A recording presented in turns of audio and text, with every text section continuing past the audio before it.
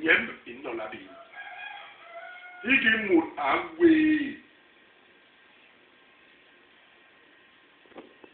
igi mut agwe iwe nkomken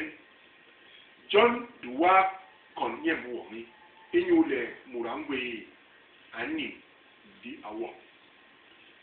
di bana haba ma hongol ma be inyu inin longa nin inyu bana nin lam di lama yen ibana sokbo ma se ubong le yigi jam le pemelwe ute ilonga iyemu hala abong le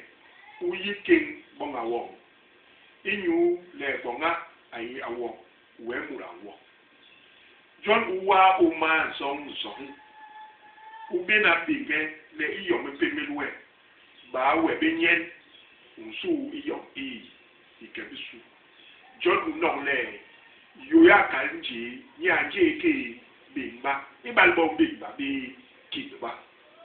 ulaba pam mase ni imam lam umbo ini yo utela le nyem yeli suri ni mu John unama be kon nyem wo imu a yengwele an kon be nyem wo inyu le nyem in dollar bi de kon $1